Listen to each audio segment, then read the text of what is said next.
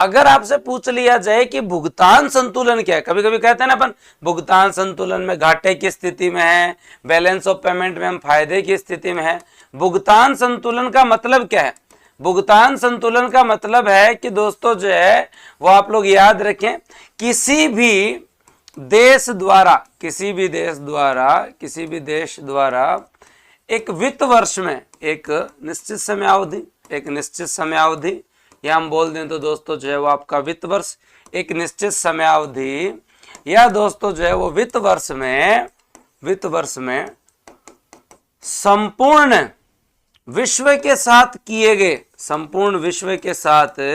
किए गए आर्थिक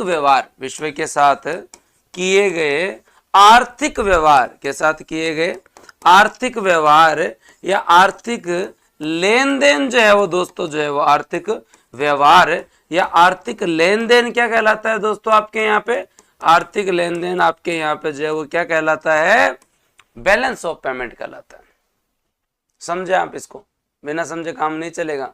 हाँ, ये टॉपिक ऐसा है जनरली हर एग्जाम में प्रश्न पूछ ही लेते हैं कि भाई आयात किसको करते हैं, निर्यात किसको करते हैं, करंट का सा मामला है तो भाई अपन क्यों रिस्क लें। पिछली बार भी प्रश्न आया था तो अपन इसको पढ़ ही लेते हैं, ज़्यादा बढ़िया चीज़ है।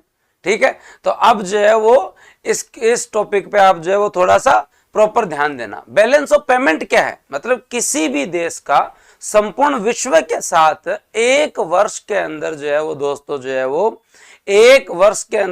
दोस्तों जो है वो क्या किए गए पूरे लेन देन क्या कहलाते हैं? आपके बैलेंस ऑफ पेमेंट कहलाते हैं। क्या कहलाता है दोस्तों? आपका भुगतान संतुलन कहलाता है। पहली चीज क्लियर।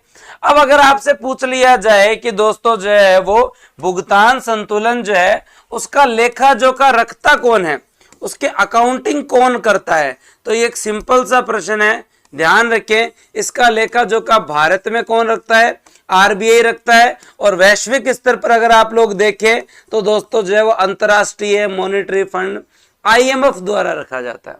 किसके द्वारा रखा जाता है? आईएमएफ द्वारा इसकी जो है वो दोस्तों कंप्लीटली अकाउंटिंग की जाती है। आईएमएफ इंटरनेशनल, केक वेग मत कराना तुम लोग, लेखा जोखा देखते तुम लोगों को लगे अकाउंटिंग का काम जो है केक करेंगे, लिख मत ना अपन ने कितना आयात किया, कितना निर्यात किया, हाँ कितना जो है वो दोस्तों जो प्राप्त किया, ये सब कुछ कौन करता है? आरबीआई करता है। और इंटरनेशनल लेवल पे कौन करता है? आईएमएफ। अब कभी कभी हम कहते हैं कि भुगतान संतुलन में घाटे की स्थिति में है, बोलते हैं ना, कभी भुगतान संतुलन में घाटे की स्थिति में है, या कभी कभी ये बोला जाता है कि जो है वो भुगतान संतुलन के अंदर जो है वो अधिशेष की स्थिति में है, या कभी कभी ये बोला जाता है कि बैलेंस ऑफ पेमेंट के अंदर जो है वो दोस्तों हम जो है वो संतुलन की स्थिति में है। भुगतान संतुलन हमारा सही है। तो देखो घाटे की स्थिति का मतलब है कि आप आयात तो जो है वो ज्यादा कर रहे हैं और निर्यात जो है वो दोस्तों जो है वो आप क्या कर रहे हैं? कम कर रहे हैं। आयात तो ज्यादा कर रहे हैं, निर्यात कम कर रहे हैं।